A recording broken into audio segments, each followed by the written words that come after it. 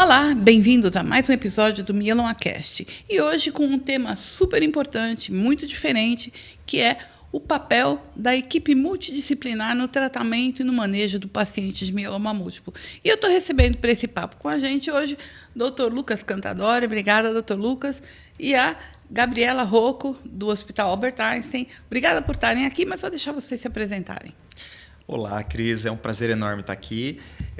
Eu sou o Lucas, eu sou hematologista na Unesp, no Hospital das Clínicas da Unesp de Botucatu, no interior de São Paulo. Lá eu coordeno o serviço de oncologia e criei e coordeno o ambulatório de gamopatias monoclonais já há mais ou menos uns 10 anos. Então, é uma alegria enorme poder discutir aqui um pouquinho sobre uma doença tão complexa e principalmente do ponto de vista da abordagem multiprofissional nos pacientes. Gabriela. Olá, Cris. Olá, Dr. Lucas. É um prazer, uma honra estar aqui com vocês. Eu sou enfermeira de formação, trabalho com hematologia há 15 anos.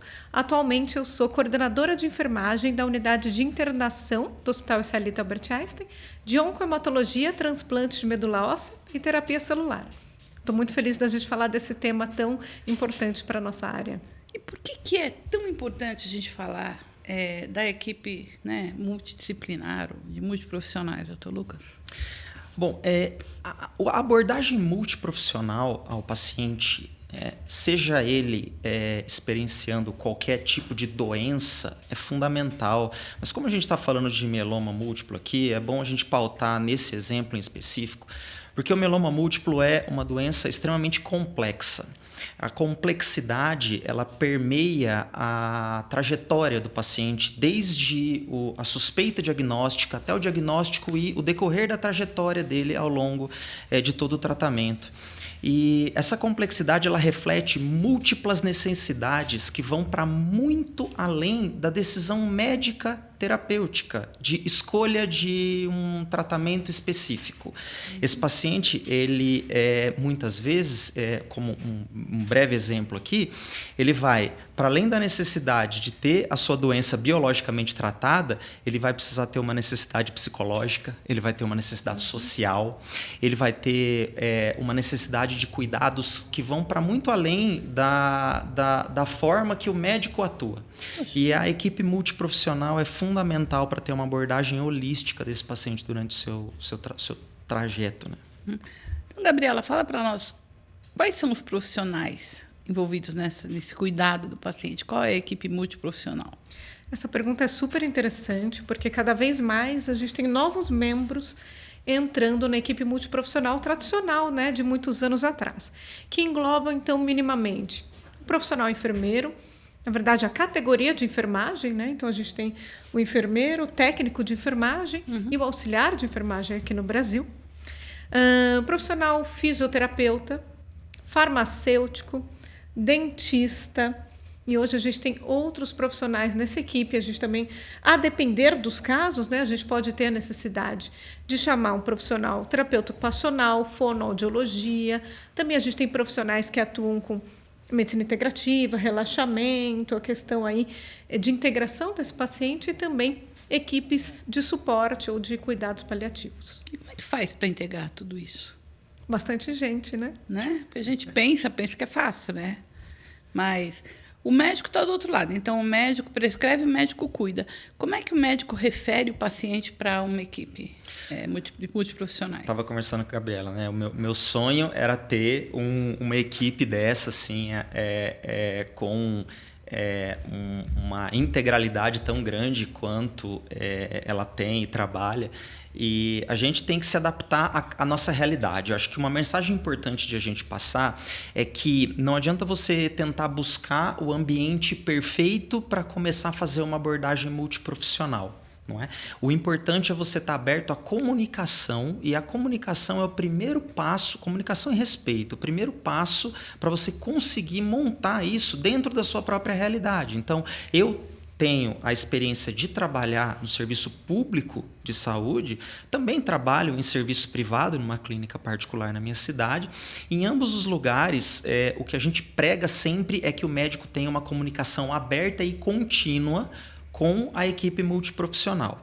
Então, quanto mais a gente consegue envolver profissionais não médicos, né, dentro do cuidado do paciente em uma forma de compartilhamento de responsabilidade, a gente consegue envolver esses profissionais muito mais, mesmo que eles não estejam desempenhando uma intenção de integrar uma equipe multiprofissional, que queiram apenas, eventualmente, fazer os atendimentos dele lá, mas se você envolve esse paciente no cuidado, se você envolve esse profissional no cuidado, você percebe que a equipe fica mais coesa. Então, dentro da realidade que você tem, né, dentro do serviço que você está inserido, é possível você atuar de forma multiprofissional no atendimento do paciente. Mesmo com limitações. Né? Mesmo com limitações.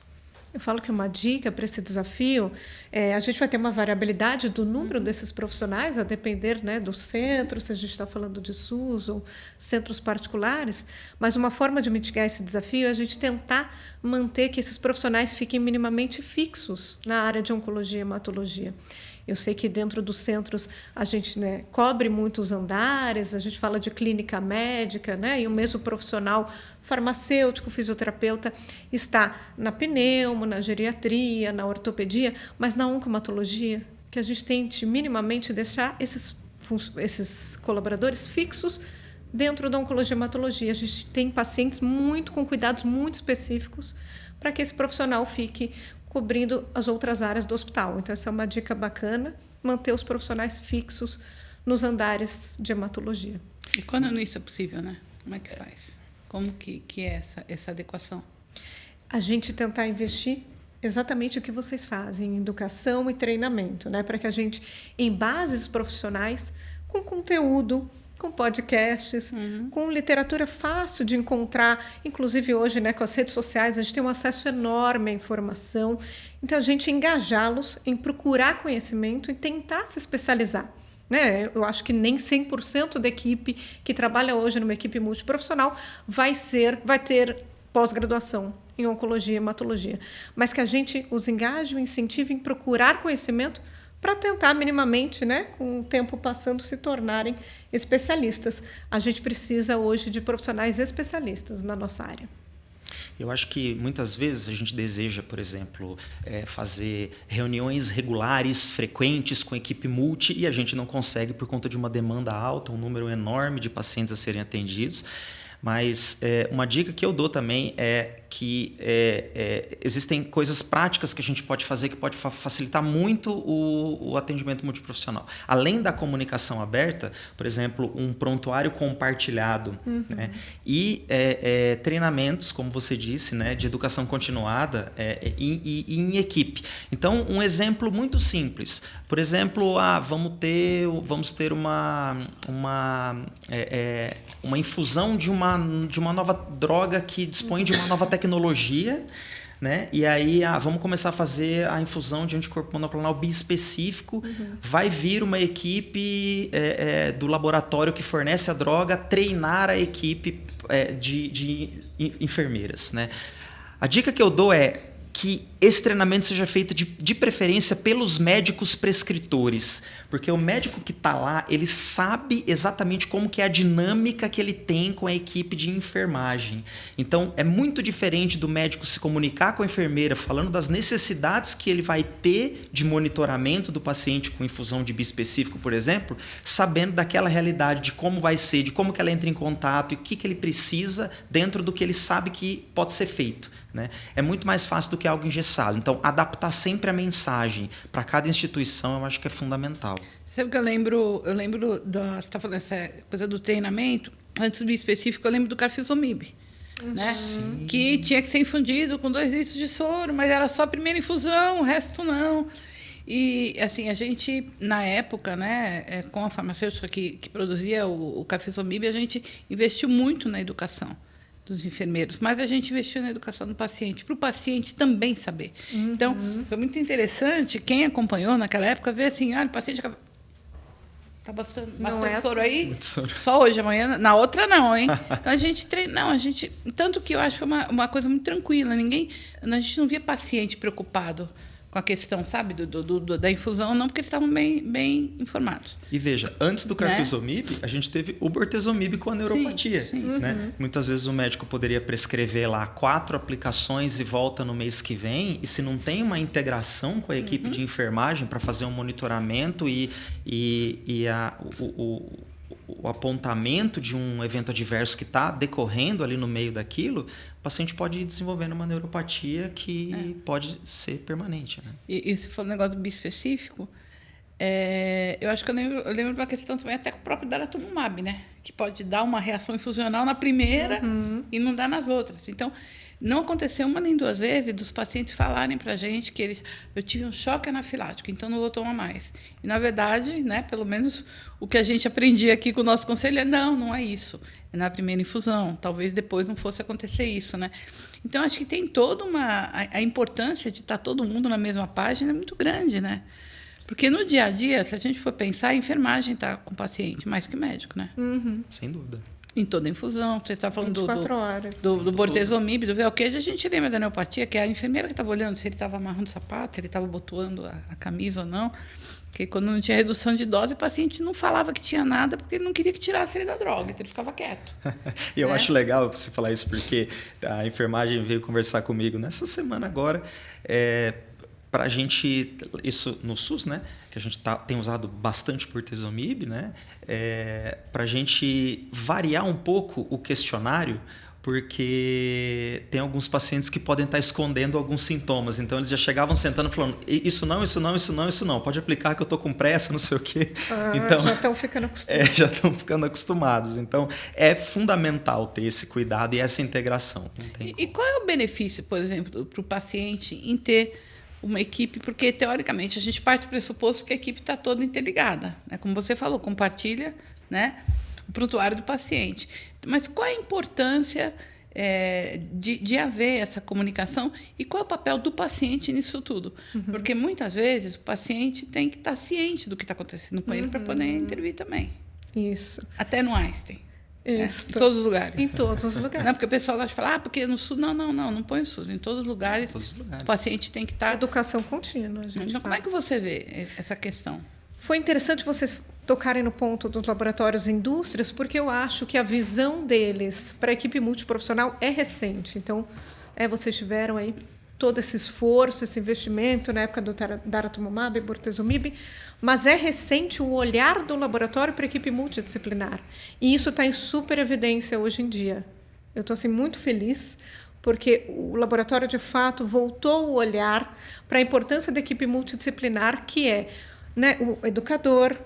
Né? Muitas vezes, o senhor comentou sobre o questionário, muitas vezes ele vai se queixar para o enfermeiro. Sim. E não se queixou para o médico. O médico acabou de sair do box, do leito, e ele não se queixou para ele, ficou tímido, achava que não precisava fazer tantas perguntas, que ele já tinha feito algumas. Ele saiu, ele vem com 3 dúvidas.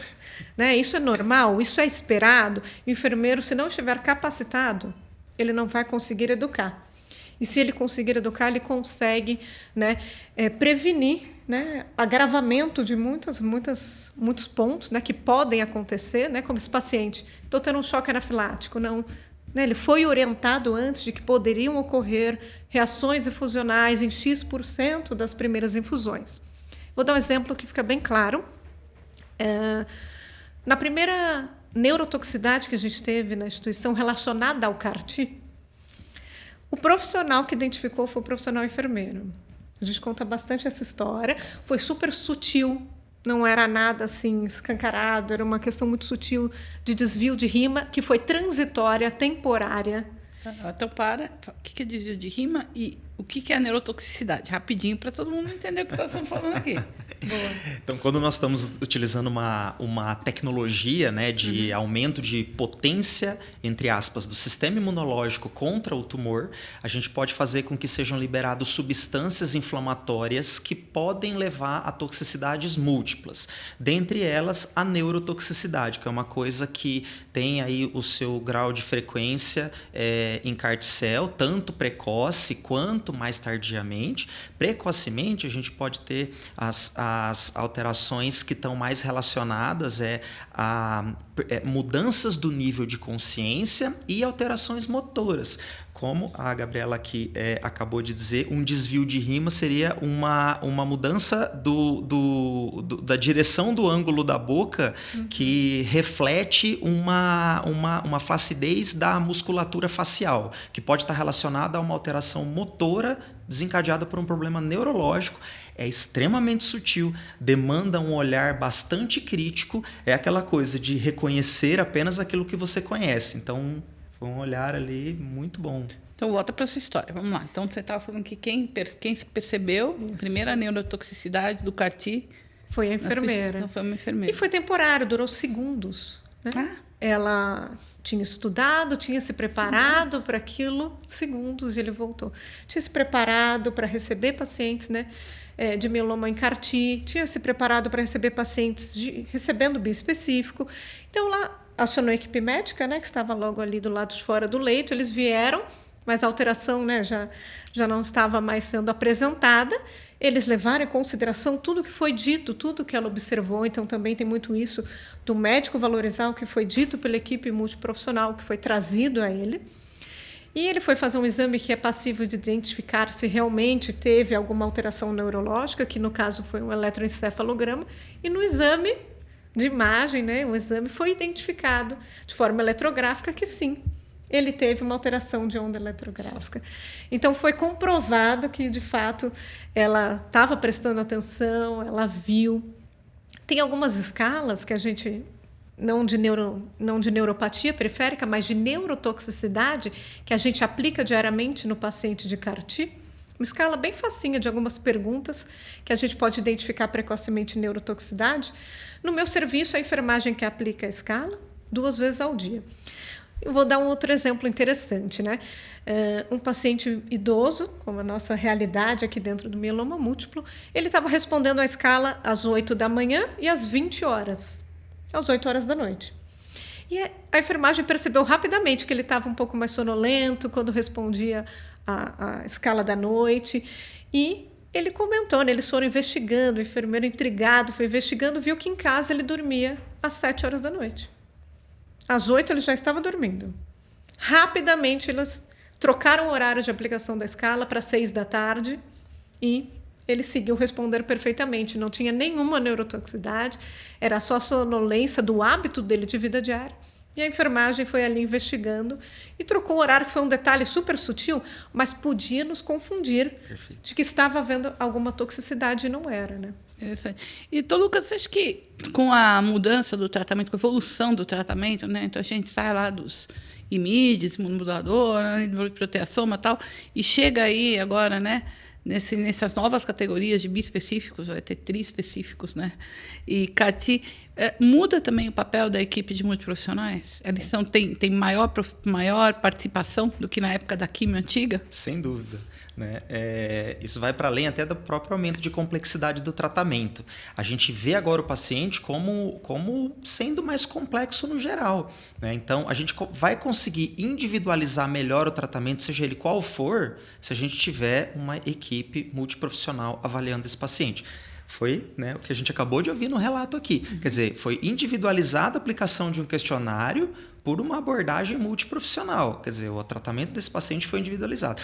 E a gente vai num ponto de vista mais prático também, porque com tecnologias mais complexas, a gente tem eventos adversos mais complexos, que demandam também outros profissionais. Então, com a chegada, por exemplo, né, do bispecífico anti-GPRC5D, né, o talquetamab, que tem lá ações, né, off-tumor, né, que também, né, quer dizer, ele atua em um alvo que não está no tumor, mas esse alvo também está em tecidos normais e daí pode levar a alterações do paladar. Então, o profissional da nutrição precisa ser muito envolvido no tratamento desses pacientes, ou então lesões de pele, unhas, e aí o profissional da dermatologia também tem que estar envolvido. Então, com o aumento de complexidade dos tratamentos, a gente aumenta a demanda por por uma abordagem mais multiprofissional. Mas eu reitero aqui, essa abordagem multiprofissional ela vai para muito além disso, ela vai para refinar o tratamento desses pacientes, porque a gente tem